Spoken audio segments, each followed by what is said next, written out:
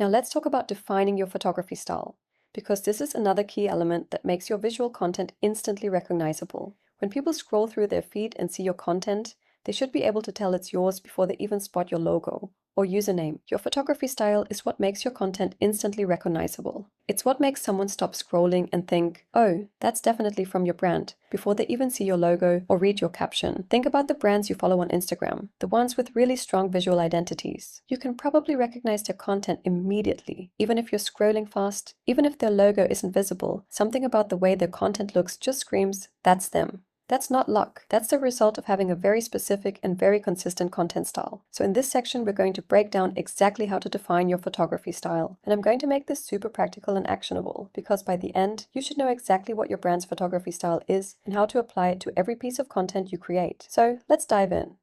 So how do you actually define your photography style?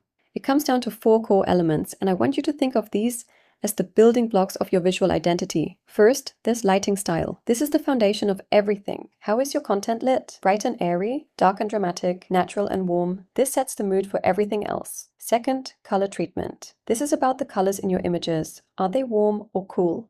How are they processed and graded? This is what creates that cohesive color palette across your content. Third, composition preferences. How are your images framed? Do you use lots of negative space or fill the frame? Are things centered or off-center? This is the structure of your images. And fourth, props and styling. What actually appears in your images? What materials, objects, and elements show up consistently? What never shows up? These 4 elements work together to create your signature look. You might have bright lighting with warm colors, minimal composition, and natural props. Or dark lighting with cool colors, full compositions, and sleek props. The combinations are endless, but you need to choose one specific combination that becomes yours. We're going to go through each element and help you make decisions about what fits your brand. And by the end, you'll have a complete photography style definition that you can actually use. So let's start with lighting. Alright, lighting is where everything starts. The way your content is lit sets the entire mood and feeling of your brand. So you need to choose one primary lighting style and stick with it. Now I'm going to show you 4 main lighting approaches, and as I go through each one, I want you to think about which one feels like your brand, not which one you think looks cool, but which one actually aligns with your brand personality and what you're trying to communicate. Choose one primary lighting approach for your brand. First up is bright and airy. This is that light, optimistic, clean aesthetic you see a lot in wellness and lifestyle content. Lots of natural light, soft shadows, bright whites, almost like there's a slight glow to everything. This style feels clean, fresh, optimistic, and calming. It's perfect for brands in wellness, skincare, clean beauty, minimalist lifestyle, anything where you want to convey purity, clarity, or that fresh start feeling. The key with bright and airy is that shadows are soft, not harsh. Everything feels light and breathable. Now let's go to the complete opposite, dark and moody. This is dramatic lighting, with deep shadows, high contrast, rich colors, often used in luxury product photography or high-end fashion. This style feels sophisticated, bold, premium, sometimes even a bit mysterious or edgy. It's perfect for luxury brands, premium products, evening wear, spirits, or any brand that wants to convey exclusivity and sophistication. The key here is control. You're deliberately using shadows and darkness to create drama and focus attention on your subject. Third option is natural and warm. This is balanced natural light with warm golden tones, like golden hour photography. That beautiful warm glow you get in the morning or evening. This style feels authentic, cozy, inviting, and human. It's perfect for food brands, handmade products, personal brands, cafes, anything where you want to feel relatable and warm rather than polished and perfect. This style feels real and lived in, not artificially perfect. And finally, clean and even lighting. This is consistent, balanced lighting with minimal shadows. Everything is well lit and clear, very professional and straightforward. This style feels professional, clear, trustworthy, and no nonsense. It's perfect for tech brands, educational content, professional services, and product catalogs. Anywhere you need clarity and professionalism over mood or emotion. The goal here is clarity. You want viewers to see everything clearly without dramatic lighting effects distracting from the content.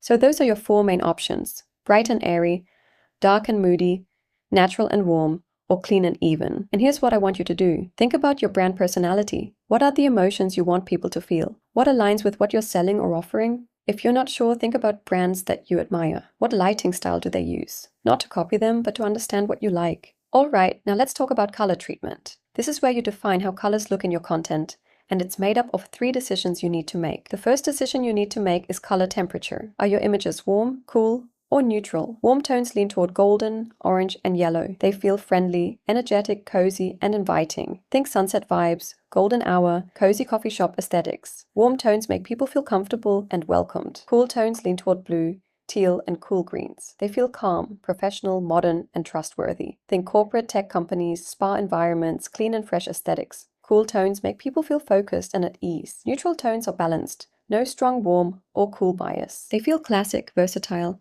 and true to life. Often used in editorial photography when you want colors to appear accurate and realistic, neutral tones feel timeless and reliable. Here's the thing, there's no right or wrong choice, but there is a right choice for your brand specifically. If you're a wellness brand, warm tones might make your content feel inviting and nurturing. If you're a tech brand, cool tones might make you feel innovative and trustworthy.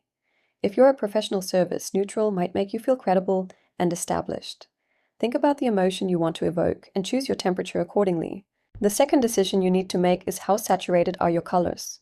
Are they vibrant and bold, natural and realistic, or muted and soft? High saturation means colors are punchy and vibrant. Everything pops off the screen. This feels energetic, bold, youthful, eye-catching, like for bright Instagram feeds, playful brands, and content that needs to stand out in a crowded feed. The benefit is you definitely get attention, but if you go too far, it can look fake, flashy, and overwhelming. Medium saturation means colors look natural and true to life, like nothing feels artificially boosted or muted. This feels authentic, realistic, trustworthy. It's a great fit for content where accurate representation matters, like food photography, where you want the food to look real, or product photography where customers need to see true colors. This is the safe middle ground that works for most brands. Low saturation means colors are soft and muted, almost pastel-like. This feels elegant, sophisticated, vintage-inspired, or minimalist, like for high-end fashion, vintage aesthetics, and calming wellness content. The benefit is it looks refined and intentional. The risk is, if you go too muted, it can look washed out or lack energy.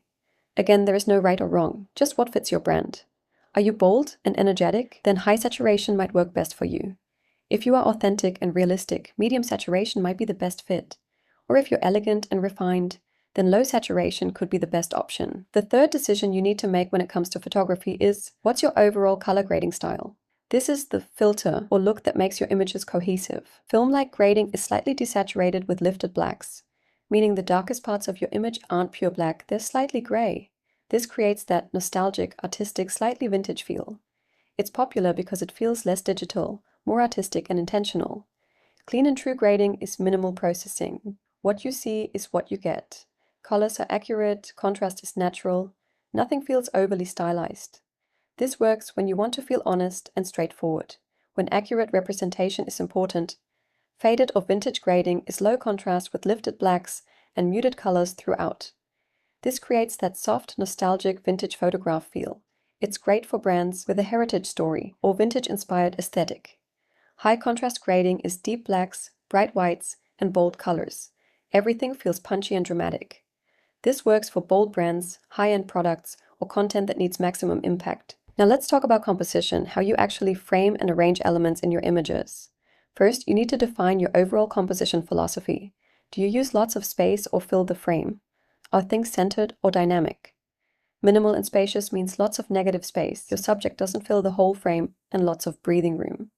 This feels modern, clean, sophisticated, intentional.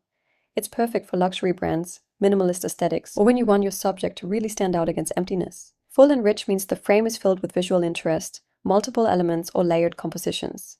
This feels abundant, detailed, rich, maximalist. It's perfect for food brands where you want to show multiple items, craft brands with intricate details, or maximalist aesthetics. Centered and symmetrical means your subject is right in the middle, compositions are balanced and formal. This feels stable, trustworthy, intentional. It's perfect for professional services, beauty products, meditation and wellness brands, or classic aesthetics. Dynamic and off-center means you're using rule of thirds, asymmetrical compositions, visual tension. This feels energetic, modern, professional, and editorial.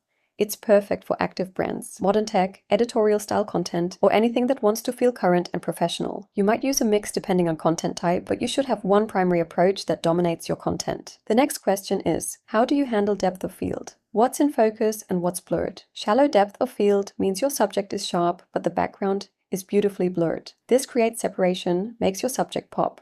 feels professional and polished. You achieve this with wider apertures like f1.8 to f2.8. This is perfect for portraits, product close-ups, when you want your subject to be the undeniable focus and everything else to fade away. Deep depth of field means everything from foreground to background is sharp and clear. You see the full context and environment. You achieve this with smaller apertures like f8 to f16. This is perfect for flat lays, landscapes, showing products in context, when the environment matters as much as the subject. Layered depth means you have distinct foreground, middle ground, and background, all visible but with slight blur differences. This creates a three-dimensional immersive feel.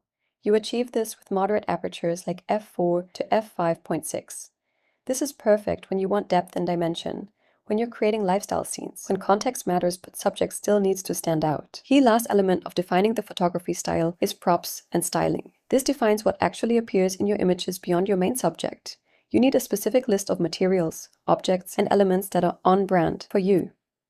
Materials: what surfaces and textures appear in your content? Marble, wood, linen, concrete, glass, or ceramic. Be specific, don't just say wood, but what kind of wood? Light natural wood, dark walnut, or rustic reclaimed wood. Colors: what colors show up in backgrounds and props? Don't say neutrals, but be specific. Warm beige, cool gray, soft white, natural wood tones, or specific accent colors. Objects: what items appear regularly? If you're a wellness brand, maybe plants. What type of plants? Crystals, candles, or natural materials. If you're a food brand, maybe specific dishes, linens, utensils. If you're a tech brand, maybe modern devices, clean desks, and minimal accessories. And textures: are they smooth and polished, rough and organic, soft and tactile, or hard and industrial? Make an actual list. This is your approved props list that you reference every time you create content. Now it's time to define your styling approach. How many elements do you include? How styled versus natural does everything feel? Minimal styling means 1 to 2 props maximum. Clean surfaces: every element has to earn its place. Nothing is there just to fill space. This feels intentional, curated, high-end. Natural styling means realistic settings, lived-in spaces, authentic arrangements. Things aren't perfectly placed. There might be a coffee cup, a phone, real-life elements. This feels relatable and real. Maximalist styling means multiple complementary elements, rich visual detail, layered props creating richness. This feels luxurious, full, storytelling through objects. Choose which approach fits your brand and stick with it. So it's time to fill out the photography section of your brand guidelines with all the details we've defined.